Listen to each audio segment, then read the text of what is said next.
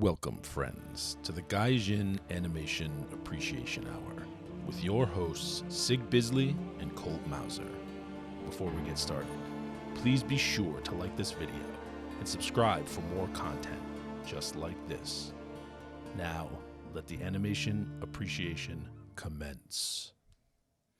Okay, so last week I read the Gyo manga, and it is a goddamn shame how hard they fucked that up when they turned it into a movie. Right, told you.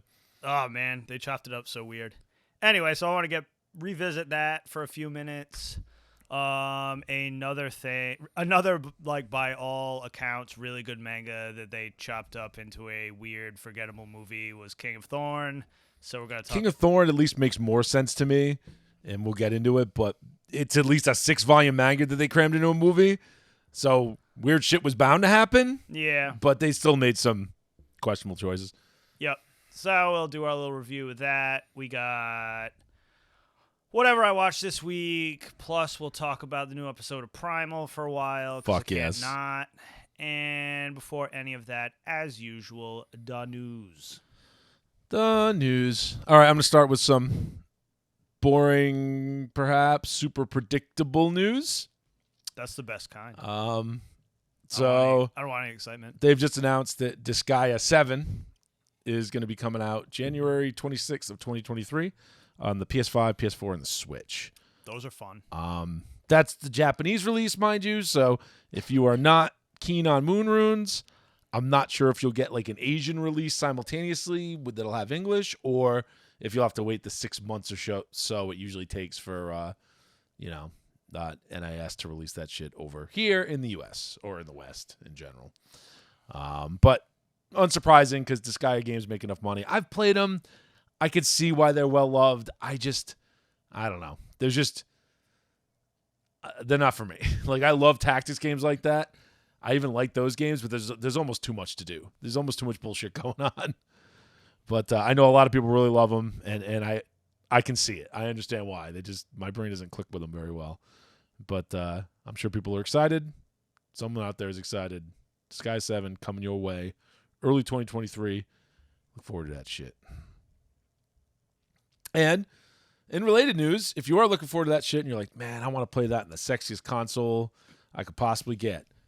Well, I mean, I would say you probably don't need to because the graphics don't do that in Disgaea. But right. If that's really what you're looking for, well, you're going to need a PS5. And those aren't the easiest things to find. Although I will say now, if you are in a region that has the ability to track the stock of certain stockists, if you will, like at Best Buy in the U.S., it's become a lot easier because they don't list them online at all, so your average normie ain't going to find it. And if you know how to do a little Googling, you can actually find the thing in stock before anybody really knows about it and get a hold of it. So it's gotten easier. Regardless, it may have gotten easier, but it ain't going to get cheaper. Matter of fact, it's going to get more expensive. So in a bunch of regions, it's going up. Price is going up. So the price point typically is $500 US with a disk drive in it. It's a HD 4K Blu-ray player, right? Yeah. And a decent one too, whereas the Xbox one is it's not the best. Yeah. Or there's a digital edition where obviously no disk drive player, so you got to buy everything digitally. I know this is wrong. I buy everything digitally anyway, just because I'm sick of having to get up and change things. It's kind of a pain in the ass. And I get it. Like, the shit goes down or something gets bad or they deperson you in the future. You may lose access to your games. I get that. I understand. But I will say, like, Xbox especially, man, when I got a new Xbox and I hadn't had one in years, I hadn't checked my Xbox account in like 7 years when I got a Series X. It had all my old games on it that I had gotten back in the day. Fair enough. My old stuff. I can still play Symphony of the Night, baby. Realistically, if the shit goes down, you're going to have way bigger problems. Exactly. Well, I mean, most of those games, don't you have to, like, you need internet You need online access, servers. like, You need all sorts of stuff. Like, to me, your apocalypse machine is any little Raspberry Pi or anything else that has a bunch of old-timey games on it. Because, if you're cranking up your solar panels to get some power to play some video games in the apocalypse, if the shit goes down, that's what you're going to need. We're just having our 5-day Warhammer tournament, and that's it. Forever. Nothing ever again. Get your tiny men out and do battle. Make it happen. I'm painting rocks. These are my new troops. That's really what it would end up like. Oh, yeah. You just like bastardize the rules and just use like, oh, you know what? Oh, did you ever see that guy that I forget his name, but he makes these like tiny little like figurines out of like twigs and sticks and acorns. No, but that's and cool. Shit. That's totally what you'd be doing, like making little twig men to fight. What's that again? That, sir, is a Chaos Lord, and he has come to murder you. He's in Terminator armor. Can't you tell? It's like a big stick with some stuff tied to it. Look at him. He's got an acorn. It's Terminator armor. Look at the size of that stick. Oh, my God. Anyway, so prices are going up. So, like I said, price paints were like $400, $500 for Guess what? the 2 editions. China don't work no more. Yeah, well, a lot of people don't. So, not that they were that in every region. A lot of times they're just like the same price, but in whatever your regional currency is. So, unless you're in like the UK, then life was suffering. So, or God forbid, Australia. So in Europe, it's going up €50, and probably because the euro is worth less than the dollar at this point. It's going up in Japan from 54,000 yen, 55,000 yen really, to 60,000 yen. Jesus. Yeah, which is, $550, $600. So it's going up in China. It's going up in the UK to $479 to £480 for the disc drive edition. That's a lot of money. That's like a good $600. Yeah. Australia was bad enough already. It was already 800 Australian dollar dues, or it was 750 Australian dollar dues. Now it's gonna be 800 Australian dollar dues. Holy shit. Yeah, Mexico, like Mexicans got the money for this. Well, I suppose the cartels can Like get it. 10,000 pesos. 14,999 actually. That's close. And even Canada with its weak ass currency, it's going from 630 to 650. So damn. yeah, it is not going up in the U.S. You will notice. So no matter I don't know. The U.S. dollar is not doing great. Inflation's bad, but if you look at its power against other currencies across the world, despite a lot of other things going on, not terrible. It's actually not doing terrible. It's kind of disturbing. We are punishing the euro. The euro is sinking real quick. Suck it, the euro. Your fucking day is over. That's the circle of life, man. Giant fucking monopoly dollars. First you get the sanctions, then you cry, then you have no heat, then there's acceptance, and then you pay in rubles. That's basically how that works. I laugh, but it's true. Yeah. Anyway, not a political podcast. We're gonna move on to something else that could be spicy if we were a political podcast, but not spicy at all because this is just something Japan's done for forever. So they have gender bent my boy Terry Bogard from King of the Fighters. King of the Fighters, classic. He's the guy in Fatal Fury. Fatal Fury is the one I was thinking of. He's your boy with the red jacket and the hat. Hell yeah. And the jeans. But they're doing a Bishojo figure, so. No sexy men Bishojo figures. Bishonen figures? I guess that's what it would be. Yeah. Instead it's Bishojo. My girl now she thick boy. Nobody cares about gender bending when you make them super hot. That's what I'm saying. She thick. That's the opposite of a she problem. She looking real good. Bishojo, I am not a fan of dirty figures. I do not own a dirty figure. I have a Jubei-chan little statue. I have don't a think couple that really counts. that just happen to be dirty. Like, that's not why I bought them. Yeah, exactly. That's not why I'm a man of taste, sir. That's what I tell people anyway. But Bishojo figures, man, that whole line, Kota Bakaya does them. They're the one thing that makes me want to be like the most degenerate Bishojo dirty figure collector. Those fuckers can sculpt. The designs are freaking awesome. A lot of them are done by what's his face. What is his name? The guy, he does all that. It's almost bomber-looking artwork for Japan. You're never going to remember his name. I don't know why I would even think for half a second you could remember his name. Because Junji Ito is in my brain, and I'm not remembering his name. The only person I know that does that weird art style is like Range Murata. Range Murata does good stuff. It might have been Range Murata. I don't know that he sculpts, though. I just know he does that kind of style design work. Yeah. The old-timey, it's not even steampunk, but it's kind of steampunk. Got it. Range Murata did that kind of Shunya Yamashita. Ah, yeah. Yamashita. He's the other guy. Look him up if you want some hype designs. But you look up Range Murata, too. He does awesome. Range Murata. He does awesome stuff, too. He's like more our generation. He was like early 2000s, you know. I don't know. He hasn't done designs for anything forever. It was just, the fuck was that show? Last Exile. Last Exile is fucking awesome. Still one of my favorite shows. Oh, yeah. Do yourself a favor and go watch it. If you're actually, I was going to say, if you're accidentally watching the terrible sequel, turn it off and sequel, forget it like, ever existed. Bummed me out fantastically because it was just like, yeah, the main characters from the old one are like, one's in a wheelchair, one's crippled for no reason, and like, the main character was just this whiny girl. It was like, it was terrible. It was just terribly put together and it made no sense. The original, and they could have done so much cool stuff after that. The revelation at the end of the original, which was so cool. Man, it makes me want. I gotta rewatch it now. I gotta see if it's on Blu-ray because that show was pretty. Yeah, back I've got in the day. DVD pack. I don't. Yeah, I do too. I never even looked. It's been so long. Anyway, you want some Dirty Sexy figures, get your Bishojo figures. They will make you buy Dirty Sexy figures because they look so good. Because my boy, now my girl, I suppose, Terry Bogard, looking pretty fine, let me tell you. Tell everybody you buy them for the quality. Yeah, like I said, a man of culture. Anyway, moving on. So this is just a cool project that the Association of Japanese Animations is working on. It's called Anime Tyson. Tyson with the Z, not the S. Yeah. And they're trying to catalog pretty much every anime in existence. Wow, that'd be convenient. And make a database. I mean, you can find a lot of stuff online, but an actual, more definitive, well-researched database going back to 1917. God, that would make my life so much easier. When I'm just like looking up random stuff to do. Going back to 1917. That's pretty damn cool. There's like just weird old manga from back then. Well, I think it's just anime for now, but that's pretty damn cool. Yeah, I mean, I see that weird. It's stuff only in that Japanese. Was like post World War One, Yeah. II stuff that was wild. Oh yeah, but I didn't know they did stuff like that. Way back. That's yeah, crazy. I mean, look, it's only in Japanese for now, so again, you got to understand moon runes. But if you do not, I'm sure someone will.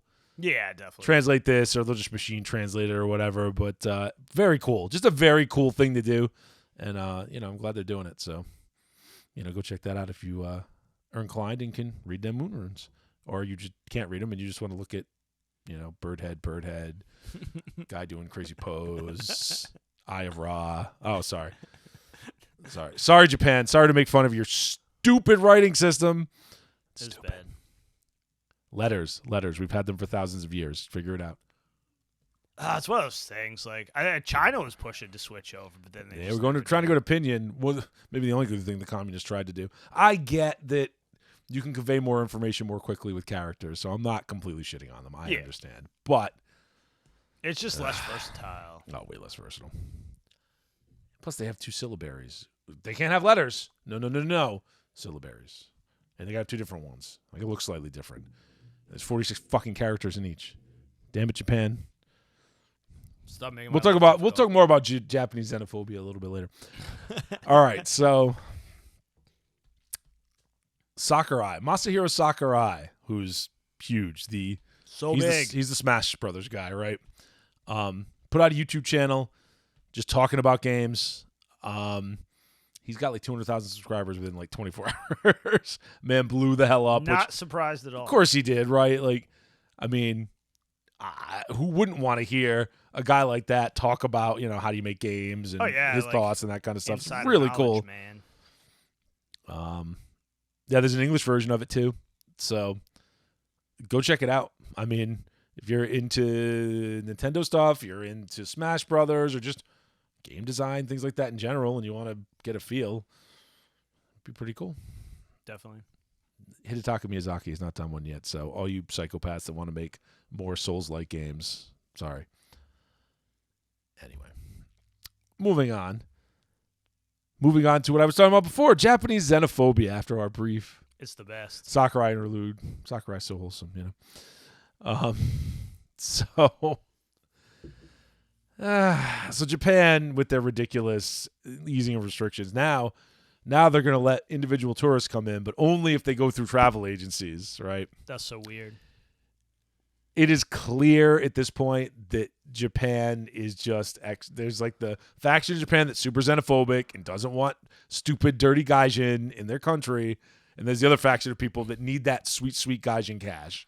Yeah, and the Gaijin cash faction is winning out slowly, but it's gonna take a while. As we've said before 100 times on this podcast, living in a touristy area, I 100% understand. I get it. But I also don't want my touristy area to become a bombed out and depleted crap hole because nobody's around anymore. We only get tourists in the summer. Yeah. Not in the winter. So you get like the fall and the winter to enjoy, and then like the end of spring, they all start rolling in. And Japan is not a super touristy place in the winter either. I mean, it is, but not as much in Tokyo. I mean, they're going to get tourists. They're big, but nobody goes anywhere in the winter. It's not the same. Exactly. Well, they go warmer places in the winter, right? Yeah. They go to places where it is in winter. So anyway, that's the latest update on Japan's reopening nonsense. This is the thing. By next tourist season, it'll probably be all back to mostly normal. I would imagine. You can only weather that for so long. No, their tourist industry is dying, like, very badly.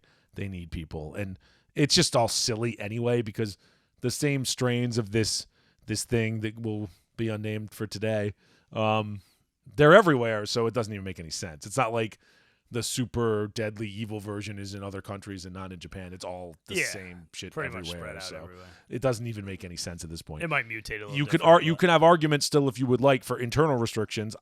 I'm not. That's not. We're not going to talk about that. But you can have those arguments. But I just don't see any argument for international travel at this point. It's way, way, way, way, way too late. Way too late. So, anyway, moving on. So. And yet another thing that's going to get ruined by the West.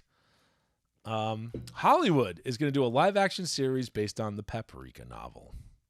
Oh, that's weird. So Paprika, which inspired the film by Satoshi Kon. Yep.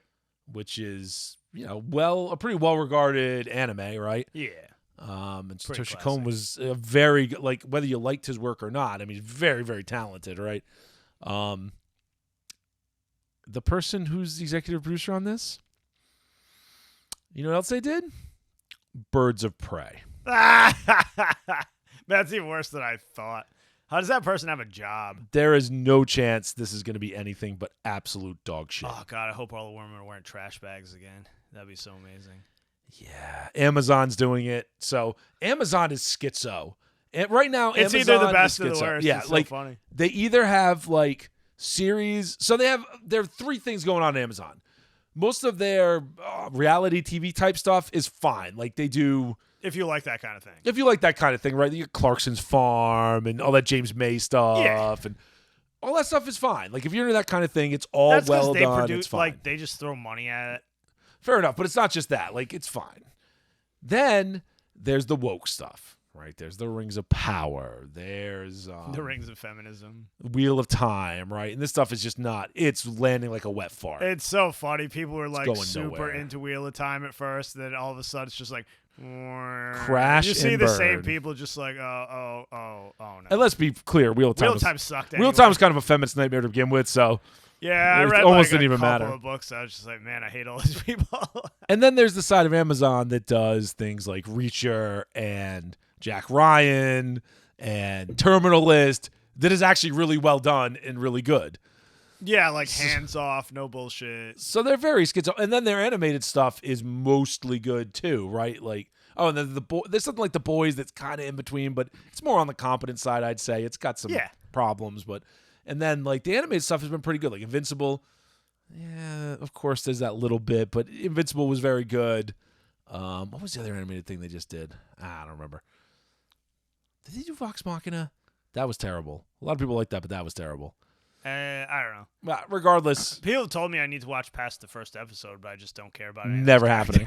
Never happening. Those characters are the worst. I hate them immediately. It's one of those things. If I was on a desert island and there was nothing else to watch, I would probably watch an extra episode, but it's just... No. The dialogue was so fucking cringy and like... No. It's just... Ugh. Give me the Chad meme with the blonde hair. No. No. No. Not worth my time at all. Anyway, Paprika, sorry if you're a fan. I don't think this is going to be any damn good. R.I.P. Paprika. You can hold out that sliver of hope that somehow it sneaks through, but oh boy. Listen, Birds of Prey. That's all I have to say. Yeah, that's when I saw. I was like, because just Amazon doing it, I've been like, it might be all right. You know what I mean? They might be able to pull something out there. I find it fascinating that person still has any kind of job prospects. It's like kind of amazing, actually. Yeah, it's terrible. There's a lot of failing upward that's happened in Hollywood since forever. That's egregious, though. Like that movie, like made negative money. Yeah, and negative money is losing money. Don't get me started. And if it says Birds of Prey. I didn't go and look up to see if it's a TV series. If it was the TV series, it doesn't matter. It's still garbage.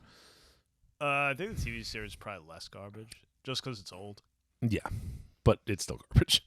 Anyway, so speaking of Western adaptations, so yeah, someone apparently was cleaning out their closet. I mean that as more of a joke, but. Apparently, there was a live-action Sailor Moon adaptation that they did a pilot for. Oh, I heard about that, yeah. And it has surfaced. And you can now watch that shit on YouTube. The full pilot. I heard it's hilarious. I'm sure it is absolutely ridiculous. So Saban did it. I'm sure it's madness. I haven't watched it. Is that on YouTube? It's on YouTube. I'm just going to watch it tomorrow. Very curious. But I got to bring it up because it's out there. And if you're interested in Sailor Moon, there's a crazy-ass adaptation of Sailor Moon. It's live action, too, which is freaking crazy. It's got to at least be funny. I can't see how it's not funny.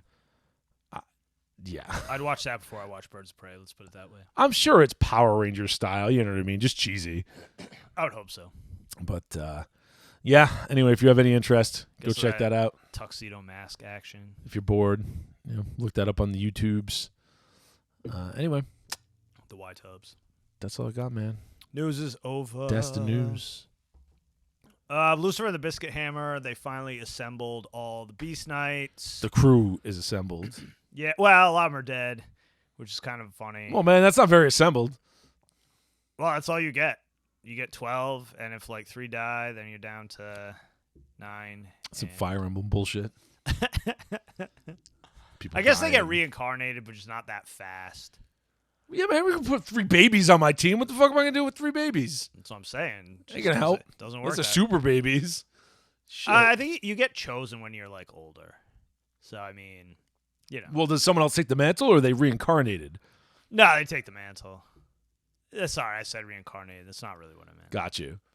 Okay, eventually... I thought it was like an Attack on Titan rules where if, someone dies with it, you're just like, oh, God, some other baby's going to be born somewhere. You got to wait and No, figure the out. animal will eventually choose another knight. But I think you have to wait till, the next final battle, whenever that fucking wizard does some other shit. I see. I don't know how it works. They don't really explain it. Maybe it's balanced. Well. Maybe they expect you to lose a few, and then, you'd be fine. Well, you got fucking 12 of them. Jesus. There's only one fucking super mage with a giant hammer. Come on. Yeah, man, but it's a freaking super mage. I guess. I want overwhelming odds. Anyway, Yuhi, went insane because, he was sick of getting his ass kicked, and one of the girl knights, the, snake knight, was about to die, so he, saved her. And it's funny because, the character, you get a wish. That's, your reward for doing this shit. Yep. You get any wish granted.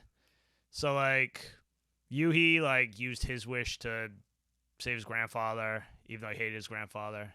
There's a lot of character growth in this, immediately. But then the knight who died a few episodes ago, who shall remain nameless just because I don't want to super spoil it. Yep. His last wish was apparently to give Yuhi all his fucking kung fu power. But the rub is he can't do it while he's being evil. It only works when he's being, an actual hero. Yep. So, his evil plan to, fuck them all over at the end is going to be screwed because he's not going to have any of his kung fu. And he's, he actually likes a lot of them, and he's, enjoying his life now, doing stuff with these people. So he's Sure. like, it's like that. It's constantly chipping Character away. growth. Yeah, exactly. It's constantly chipping away that he probably doesn't want to blow up the Earth Yep. now, but he's already sworn fealty to the princess, and that's like still their plan. So, a good episode. That's like that show is like intense, and they do everything like it's just thick. A lot of characters, a lot of character growth. Thick boy. Yeah, it's a thick boy, and it's just I can see why everybody. I mean, I read the manga like years and years ago, but I can see why everybody got super, super into it. Like, I remember when I read it, it was just like a couple days I just pounded through it because, like, you got to know. You get, like, really invested in the characters. Yep. So, anyway, good episode. Call of the Night. This show is so wacky and good. Apparently, there's, like, a million. I should say a million, but there's, like, a ton of female vampires. They're just in this, like. This is, like, female vampire clique, and they kidnap Ko because, like, they want it, like, Nizuna apparently hates them and doesn't want to be in their, like, cliquey vampire club. Yep. And she's, like, a weirdo. Like, apparently she doesn't make offspring ever. She's, like, an offspring version. She has no, like, chuds hanging around, chud vampires hanging around. And they, like, so they kidnap Ko, and they're like, you know too much. Like, she's not going to, we don't think she's going to turn you, so now we got to kill you, or you have to let one of us turn you. And he's like, nah, wait for Nizuna. And he's like, you don't get it. She's a weirdo. She's never going to turn you. And he's like, she basically said she would turn me if, that's like on me. Like, I have to fall in love with her and then whatever. Anyway, it's kind of interesting because all the female vampires are super hot and they can like ensnare like humans wicked easily. Yep. And it's like they describe it as like an evolutionary thing where like that they've done that before. Yeah, like that's been used for vampire shit before in Japan. That is not new. I have particularly heard that one before. It's like a really good explanation because over like Western stuff is just like no sparkles forever for no reason. Yeah. Right? But anyway, it was interesting. No, that might have been blood. No, it wasn't blood. Obviously, it wasn't blood. I've heard that before. I can't remember what it was in. It's too good to not use, right? So I'm sure like people have thought. I'm like seeing glimpses of the anime in my head. I just can't remember what the hell. Yeah, it's like an ugly vampire is not going to be able to like get blood as easily and like sire more vampires as easily. Anyway, interesting little take. Anyway, Nizuna gets super pissed and there's fighting and there's action in the episode. Anyway, it's a good episode. Okay, so trucking along. Still my winner from this season. It did not disappoint like every other show I've thought was going to be really good so far. It's like the one example of like I didn't get too hot on it, but I'm like I think this is probably going to be my favorite from this season. But so far, living to up be to the it. cynic. Reserve judgment till the end. Oh yeah, no, but I'm just like we're already 7. You remember Lady of Snow and Vengeance or what the hell that show was? I don't know. That was never that good though. You know what I mean? It was good for like 3 episodes. Yeah, it lost me early on. This I think would have lost me already. I'm just saying because it's one of those shows. You never know. Really... There's been plenty of shows that have like completely shit their pants in the last episode. This is one of those Monogatari type shows, as I've said 100 times, because it's the closest thing to it. That's kind of about nothing. Isn't Nisio Isin involved? Like, yeah, it's the same director. Yeah, I believe. So all I'm saying is it's that same style where it's kind of about nothing, but the characters are really interesting and like there's funny stuff happening. Anyway, excellent still. Black Summoner, they basically he fought the heroes, and it was funny because while he's fighting the heroes, he's just telling them how they should be fighting him because they're like bad at it. Yeah. He's like, incorporate this spell into your fucking sword work. Do this, do that. Which was kind of a chuckle. And then eventually, like, the jig is up, and he tells the heroes, like, what was up the whole time. And he was just, like, testing them out, seeing how sucky they were. But, yeah, so that was basically, I mean, it was, most of the episode was a fight scene. So, I mean, entertaining. And that's it. That's what I caught up on this week.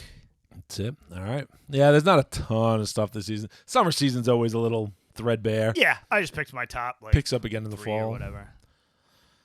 All right. I'm still watching. I'm actually caught up on. Is it wrong to pick up Girls in the Dungeon?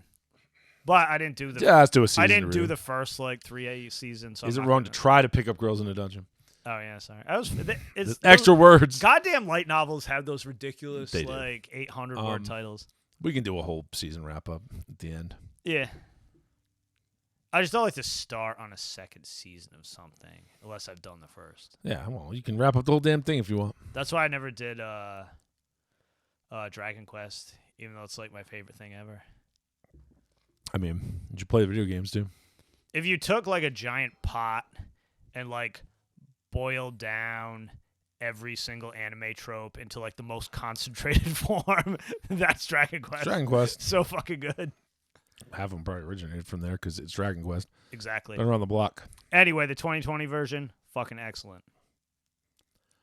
Primal Sun. Yeah. Talk about Primal. God. So I went right back to it. So last week we talked about episode 4 and 5. And episode 5 was like are they going to go this way? Or are they going to do something else? Is this like a mid-season break? What's going on? It was completely different. It was in the 1800s. What's the deal?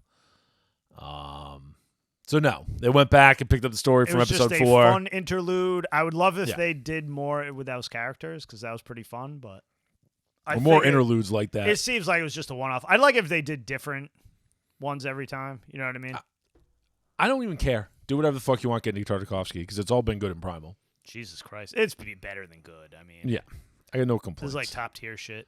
So this week, a couple weeks ago, well. Last week we talked about it, but the episode was from a couple weeks ago. The Fang and Spear had went and got his special lady out, who I don't know what's her name, Moon probably, because she's got that moon tattoo. Yeah. And rescued her from that village with all the Vikings riding the bears. They slaughtered the hell out of the entire village, and then at the end, that was village genocide. The like chieftain and his son, his older son, came back, found it, buried people, grieved, and then went on their vengeance quest. Well. Man, it picks up right there. Like they're, Fang and Spear are escaping on the boat. Moon Girl is, healing them. She's got like not compost. That's you don't put compost on just wounds. mud, Don't do that. like clay. What is it? Compound, whatever it is, right on the wounds, mud and clay and whatever. Clean up the wounds, all that good stuff. Pull all the arrows out of Fang. The 8,000 arrows, and then they get attacked. They get attacked by the chieftain and his older son. And they come on the boat, and they got their boat, and they're ramming them. They're trying to take them out, and eventually they get fought off, right? Kid goes in the water. The chieftain's got to go in the water to get his kid out, and, they get separated again. So Fang and Spear and the moon chick go to the shore. Turns out Fang is very pregnant with dino eggs. And which is a hilarious, like, weird turn. Yeah, and then lays a bunch of dino eggs. It has to defend them. It has to defend them, and has to defend them from, because a lot of stuff happens in this episode, from the chieftain and the son who come back riding ridiculous giant vultures. They capture, some giant vultures or birds or whatever. Like giant, like the size of the freaking dinosaur birds. Yeah, easily. And they're riding them. And there's a whole battle on the ground. There's a battle in the air. They both the chieftain and the older son take tumbles. One ends up a lot worse than the other.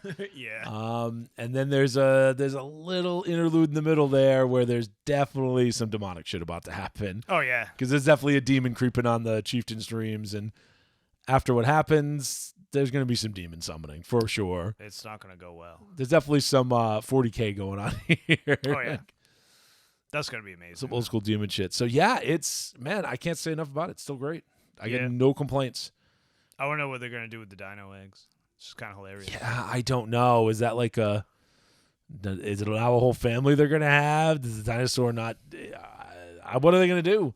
Are they there just to get killed by the demon to have more vengeance? But I mean that cycle of violence, but they've already kind of done that because they already killed the dino's kids. So it's like, imagine if they just had like 4 dinosaurs. Can you imagine the fucking carnage? Good Lord. Yeah, I don't know. Because I imagine they grow pretty fast. It looks like it's setting up for more of a ramp up for next season, if they do it next season, right? Yeah. Like either setting up to ride off into the sunset or setting it up for like doing something different and doing something bigger in scope. Which it makes sense feels too good. Because if Spear has Moon Lady, Yeah, Dino's got to have some kids. Yeah, sure. Exactly. Just kind of like balances it out, I think, a little bit. Yeah. So, excellent episode. Still with mostly visual storytelling. Even the even the talking is a language you can't understand. And it's like it's not sentences, it's words. It's a couple words. Yeah, it's like Conan levels of dialogue, and then it's in a language you don't even understand anyways, so it doesn't really matter. It's like weird proto, like Norse, whatever. So yeah, Primal, still can't recommend it highly enough. Like, just go watch that shit. Go watch it. It's one of the few things I can't wait for the episode to come out every week. Yeah, it's phenomenal. Absolutely phenomenal. And I never thought it would come back, so it's like a double. I'm always surprised, and I'm always happy. I bet it doesn't cost a ton to make. I mean, the animation's good, but it's that wacky to art me, style, it's more bespoke. It probably costs more than you think to make. Yeah, everything does. But it's like Venture, where it was more bespoke. Yeah. It's just it's definitely a much smaller crew of people that work on it. Oh, yeah. I'm sure it's only like a few. That's why it probably takes more time. Yeah. No, I'll gladly wait. Yep. Anyway, moving on. Moving on from Primal, although I don't want to because it's the greatest. Let's talk a little bit. So we're going to talk about King of Thorn, which neither of us have read the manga, and I was looking up to see if I can get the manga, but it looks like it's out of print right now, at least in the West. So I don't know. One of these is I'll have to just get a bigger e-reader so I can do manga too, I suppose, because if this is going to start being a problem, that's what I'm going to have to do. Yeah, it's cheaper too if you want to read volume. You know what I mean? Yeah, because I think you could still buy it electronically, and I'd be happy to give the publisher the money. Like, I'm not looking to sail the high seas if I don't have to, but like, if I literally can't get it anywhere, what the hell else you want me to do? So apparently it was pretty big. I think it won some awards back in the day, back in like 2009-ish. No, 2002, 2005. I think it came over here around 2009. Yeah. And the movie was from 2009. So we won't get into King of Thorn yet, but it's something where the adaptation was kind of a mess. And we'll contrast it a little bit, I think, with Spriggan. First, you want to talk about Gyo, since I had read it last week, you hadn't. Now you've read it. So what are some of your thoughts? Because I gave my thoughts last week. Basically, the manga was 10,000 times better. Like, it's just amazingly better. It flowed so much better. It made more sense. It works way better as an acid trip, doesn't it? Yes, it does. Making her the main character, like, I don't hate it, but it made no sense. Well, and you had to do so much work to spread that story out. Well, what made no sense wasn't just like, if they had literally just swapped the characters, you could have made that work. Yeah, that's fine. I'm not saying it would have been good. It would have been dumb. But like, why'd they make Tadashi like a weird music like recording producer? No idea. That was like Sir not appearing this film. Barely in it. And it was like kind of pointless that he even was there. And why'd they split up all this stuff with a bunch of other extraneous characters? Yeah, like those two chicks were annoying. Like that was Well, just the one dumb. fell in the pit and had the weird acid trip walk. And then the other dude, the photographer, is the one who finds the circus. It's like, why did you split this up? Yeah, it makes no sense. It was such a cool, like, tight story in the other one. And like, not having the professor in it barely at all made no sense. Made no sense. Having the professor more to explain shit and to go off the rails was great. And then the sexy assistant was just there to be there. That was your other character. Yeah, and she did some stuff where, like, she showed Tadashi. She was necessary for the plot to exist. Like that. Yeah. She was necessary she was for the plot to happen. Device. Yeah, she was at least a plot device. Sneeze some more. Do it. Do it. God damn it. Hey, only 2. That's like a record. It's a good rater right Usually there. I sneeze like 12 fucking times. Anyway, it's that goddamn cat. He's running around. I can see dander everywhere. Yeah, that's what you get. Anyway, as I was saying, you need way more Professor. Because he was like a super funny character. And why would they not, in the film, make the Professor Kaori's like no, but uncle? Exactly they did because it's like it was so disjointed how they did that. Yeah, why? Again, you just said what I just said before, basically, right? It's another symptom of that problem where when you don't just completely swap those two characters and swap the relationships so they all work, it just kind of breaks. So you have to do a lot of weird shit that doesn't make any sense. Yeah, it seems like they tried really hard to just make it worse. Yeah, it's just not. It was just amazingly silly. Unnecessary. Like, the whole plane crash scene was unnecessary to make any sense. That was dumb. Like, I don't like know. The whole fish thing, it was supposed to be creeping. Like, the pace is way better in the manga because it's like slowly. Yeah, it's got more of like a Night of the Living Dead vibe, right? Yeah, and then it's just like, oh god, and then he falls into that coma, and then he wakes up, and then it's just an acid trip. Yeah. And it gets weirder and weirder and weirder. And they had like all the same major beats, but they just didn't have the same moved 'em out. impact. And then they break the tension at the end. And then the end had some hope, right? So the end of the anime has no hope because it's just complete nihilism. I'm going to get on the boat and that's it, and escape. To where, like, what are we going to do? Nothing. Uncertain, right?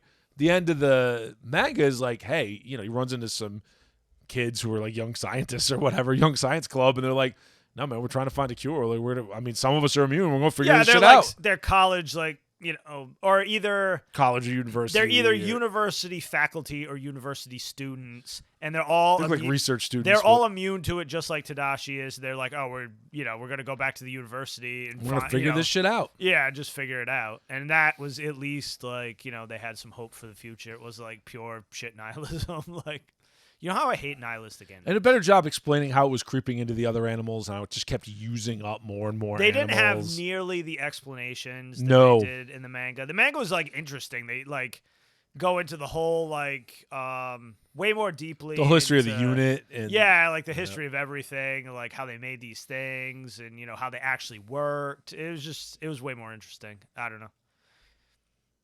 I was just way more into it's kind of funny. I wish I had read the manga first. The good news is the anime is kind of hard to find. The manga, very easy to find. It's everywhere. Yeah, I would just buy a copy of it. Just spend an hour reading the manga instead of spending an hour and a half watching the movie. Buy a copy of it and hope that this newer adaptation of Junji Ito stuff that they're doing for, I think it's Netflix, is better than whatever the hell happened here. Because I think that seemed just like classic, not big budget, but kind of decent budget anime movie where they just, they do that. But it didn't make any sense because typically when they do that to something, it's because they have to compress. Yeah, it happens because but this was short. Because they either have to compress or expand, right? So either they have to compress something or they have to expand something that's much shorter, and that's usually where the screw ups happen, right? They do a bad job of one or the other. That's why the Spriggan movie was good, or OVA or whatever was good, because they just focused on one story. From the manga. It was literally one volume in the one manga, small arc. So they didn't have to pad it out too much or do anything crazy. Nah, it was pretty much, there was a couple things they changed, but not much. It made a lot more sense, right? They didn't go try to do the whole thing. Like the series now is going through the manga, and it's 6 episodes already, and it's probably going to be at least 6 more. God, I hope so. Yeah. So you're seeing that. Yeah, okay. If it's a 6-volume manga, I think that's 6 volumes too, something like that. You need more time. So that brings me to King of Thorn, and I already talked about this a little bit. So King of Thorn. So the manga, haven't read the manga. I intend to read it. I got to track it down, so it might be a little while, but it sounds so much better than what we watched. So just how they dealt with certain characters and how they, explanations. Some of the characters are the same, but there's different motivations. There's some additional characters that aren't appearing in the movie that are in the manga. It makes more sense. It's still wacky. It's still like fantastical and, belies belief at times, but it kind of has to be. It kind of has to be, but compressed the way it was into that anime, man, it just it worked at times and it didn't work at other times. Very badly. I don't know. It's like it had like a good run for a while. Just when they're like fighting there. It was like it shit in the bed at the end. Because they like didn't explain enough and it didn't make any sense. So you're like, but why? I don't get it. They spent too much time building tension early in the beginning and not enough time explaining things. And then they did dirty my boy Marco. I know. Marco is the best character. So spoilers. We'll just do spoilers because whatever. From what I read about the manga, the man is so badass he told Death to go fuck himself and walked away. In the anime, they just kill him off unceremoniously at the end, and it doesn't make any sense. Yeah, they basically kill everybody off. I mean, they don't do anywhere near enough explaining to explain what the hell's going on. So what's going on? So the primary character is Kasumi, I believe, is the sister. Well, is it really Kasumi? There's a whole... Oh, my God. That was so confusing. Don't even... And dumb. Shizuku and Kasumi. That made no sense. Like, I don't even know what they were getting at. Like, was it her? Was it... When you try to really figure it out, it makes even less sense. Was it her? Like... Shizuku, yeah. Shizuku and Kasumi, they're twins, and they have a backstory. And that was fine. And what's happening... So the world, there's this virus, right? You find out later it's probably not a virus, but there's this virus going on. It turns people to stone. Like 30 to 60 days to incubate. You show symptoms, then within 24 hours, you are turned to stone and you're dead. You're dusted. I mean, I don't think you're technically stoned, but you're technically stoned. It doesn't matter. You just like turn to ash or something. Yeah, whatever the hell it whatever, is. like- You lock up. It's whatever. It's called the fucking Medusa virus. The Medusa virus, Figure it right? out. And you find out eventually it came from space. Like, yeah, thanks. I saw the Andromeda strain too.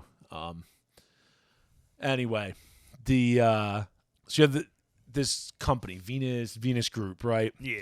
And they're like, oh, well, we're going to have this lottery for 160 people, and you come here to our secret castle, and we'll put you in cold sleep for 100 years, and we'll give you treatments, and the treatments will get better, and then, by the time you wake up, certainly everything will be fine, and you'll be cured, and it'll be great. It'll be great. Right? And there's this AI system that's going to manage this, plus there's staff on site, but, if they happen to die, there's still the AI system, because everybody trusts AI systems. That's going to end well. And it ends is about how you would expect. So that's what it is. So you have this, group of wacky characters that goes there. And of course, like all good horror related things, something goes wrong very quickly. People get woken up early. And then, the vast majority of people get killed within 5 minutes of being woken up. So there's a manageable amount of characters. There's, 7 or 8 characters. Then there's a mystery to solve. And then there's a mystery to solve. And then it follows Kasumi primarily as the one sister. And she's, she wants to figure out if her other sister's still alive and wants to figure out what's going on. And you got Marco, who's the coolest character. He's a SAS soldier who was hiding or pretending to be a prisoner who won the lottery so he could just get there and infiltrate the place. But he knows more about what's actually going on. And he's a super badass. Yeah. Yeah. Which is, I don't even know if he was technically SAS in the original. So there's a lot of stuff that's different. That he was SAS because he was clearly American. So I have no idea. It was weird. You got the mother, Catherine Turner. She was like a mother who lost her kids somehow, but they don't really do a good job explaining that. I think they got the virus. Maybe, sure. I mean, that makes the most sense, but who the hell knows? I think pretty much everyone there lost family to the You got virus. Tim, the little kid, Yeah. who knows about all the monsters there because they were in his video game.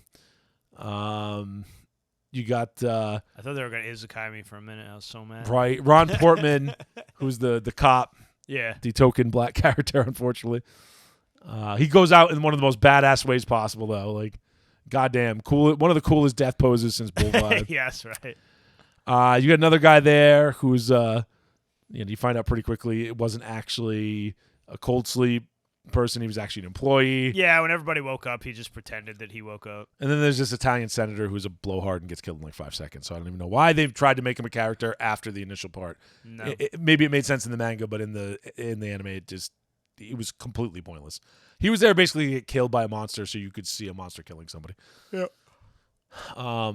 Your job is to die. Yeah. So, come to find out, this is a lot of like, people can imagine things into reality with this virus. That's when it flew off the It's rails weird. for me. It's like, so it turns people to stone, but some people it allows them to imagine shit into existence. Yeah, and that had something to do with your attitude. These are the kind of things that sound like are explained much, much better in the manga. They barely explain any of it. It's just like you get to the end, Yeah. it's just an incomprehensible fucking mess. I didn't even mention the guy who runs Venus Gate. You may as well forget about him because he exists for 5 minutes in this and is mostly pointless. You think he's going to be like a villain or something, and he's just kind of there to give you some plot exposition and then die. And then try to shoot himself, but then they stop him, and then he just gets eaten anyway. And then Mother is constantly reciting Sleeping Beauty and the original, like, dark, like, grim fairy tales or whatever Sleeping Beauty, right? Like, not the Disney-fied version, for sure. Disney fried. So, It's fucking weird. it's weird. So it is a very, very, very strange anime. It just is. I don't know what the hell they were getting at. They did not do a good job compressing it. I think it was actually foolish to try to compress it into a movie. I think that you shouldn't have even bothered. You should have just done a series, a 12-episode series. I don't know if that would have been long enough, but it would have been way better than like jamming all that shit in a movie. 24 Because might there's have a been lot too of long. backstory between the twins. Like, Yep. the one who A you lot. think is the character, like the main character. Is it really? We don't even know who's who. No, like she tries By to the kill way. herself at one point, so she has like a scar on her because there's a ton of like drama backstory with her and her sister. Yep. It's And their fucking parents pointless. died from the Medusa virus. Yeah, but anyway, she's got a scar on her wrist. But then at the end, like the girl laying there that's supposed to be her sister has the scar. Oh on her no, wrist. spoilers! Except it doesn't help you figure out anything No, it's not a spoiler because it's it doesn't just- make any sense. It makes no fucking Like, sense. who's but then, who? Who's on first? But then it's clearly her later. But is it not her? I no fucking idea. I don't even understand. And I don't think the people who like made the movie understand. No, Like, I don't I'm think sure they if you do. read the manga, you will know because they probably explain it way better. Yeah, except okay. Much like Gio. So we're kind of rambling because it's just a mess. It's only rambling. Animation's You pretty. can't even explain it. So I'll say the animation's pretty. The CG is mediocre, but The CG is 2009. so yeah, it's mediocre. it was but- big. It was decent for back then. It was decent for back then, but it's mediocre. But otherwise, it's pretty. The designs are good. But it is makes clear to me. Sad because I saw like some screenshots from it. I'm like, this is gonna be really fucking good. I know. It's clear to me that the manga is far better and far more interesting. Just reading, because again, I haven't read it yet, but reading about it, there's another character they cut out entirely, Zeus, who his entire thing was because there's dreaming. Get a bunch of people together and have them basically dream gods into existence. Why you'd want gods in existence, I don't know, but That seems like kind of an important thing. that's a too. far more interesting thing to do with it than whatever the hell was going on here, which is basically like one of the sisters is just going psycho and now everything's not Alice in Wonderland. God, it'd Sleeping be Beauty. better if it was fucking Alice in Wonderland than Sleeping Beauty. Everything's Sleeping Beauty, and thorns are freaking, Castle of Thorns are everywhere. And the monsters were just from that kid's video game. Yep. And the AI just randomly takes over people to like lead them places. Because it like brainwashed them, so somehow it can do that. Even though I think they were asleep for like a day. And you never really get a grasp of like what their overall plan was. You don't learn anything else about the outside world. Like, is everybody dead? I mean, because they wake up very quickly. Like a few days later. It's not like they wake up 100 years later or a week later. No, it's like right after they go to sleep. So you get like no update on the outside world, like really at all. I mean, they escape, but who knows if anybody's still. Well, they don't really escape. Like maybe one or two of them. I don't even remember honestly. From the Like Thorn Palace. no one escapes. Are they still there at the end? The only two people who escape are Kasumi, if it even is Kasumi, or whoever, Yeah. and the kid. Yeah, that's what I mean. Somebody escapes. Yeah. Most of them, get murked. But like the whole world's gonna be covered in it doesn't make any damn sense. Oh, there's a giant thorn monster at the end. Oh Forgot Jesus. That does nothing, it goes nowhere. A giant thorn the castle turns into basically a giant thorn dragon. It starts flying around for some reason. I don't know. I don't know. I can't in good conscience recommend this one. This and that's is- rare for us. This is very much a not recommend. This is just I recommend tracking down the manga and checking it out based on what I've read. I haven't read it myself yet to say for sure, but This goes very much in the Gyo department where the movie kind of wasted a really awesome premise. Gyo I would still recommend because it's not that long and it's an interesting compare and contrast. Yeah. Right? I recommend it as definitely read the manga, definitely watch it, and then compare and contrast, right? I It's think an interesting Gyo, thing to it was do. like the general vibe of the whole thing was way more cool and like horror. It just had like a way cooler the manga, feel it was to way better. It was way trippier.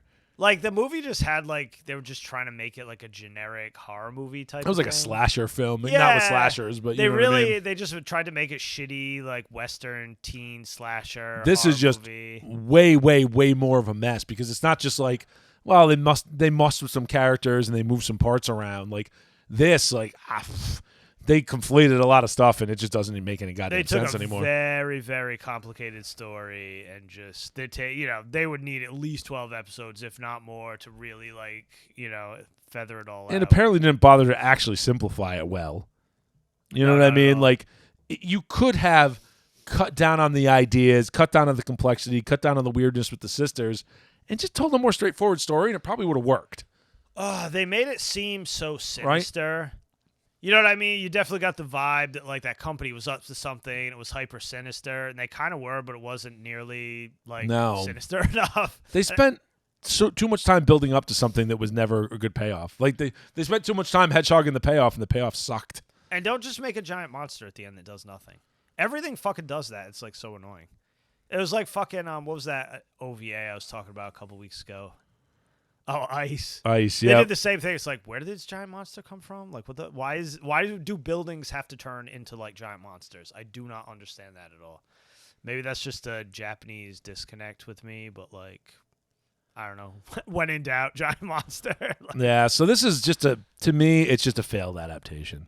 Yeah. You know, it's not a cool, like sometimes adaptations like this are cool companion pieces, right? Where they're just a different thing. It's like Escaflowne, right? We talk about Escaflowne, and again, that's not from a book, but similar idea, right? Where the movie kind of boils down the essence of the series, but does its own thing. But it's cool as a standalone, right? Oh yeah, definitely. And it doesn't ruin the original. Something like the Razafon movie is garbage and should be thrown into the trash because it completely it undoes everything that was awesome about the series. it undoes bad. You know, it just fucks up the series. This feels the same way, where it's just an adaptation that it's not even a cool companion piece. It's just a fuck up. Like it's I'm sorry, it's just kind of a fuck up. And just by itself, it doesn't make enough sense by itself. Even if I forget the manga exists and just say forget about it, it's not good enough to recommend. Even on that, it's just not. It's too much of a mess. And it doesn't it's make any sense. And it's not interesting or entertaining enough otherwise to make up for it. It's not much of a horror thing either. I mean, you know. It's more of an adventure film. It's not really a horror movie.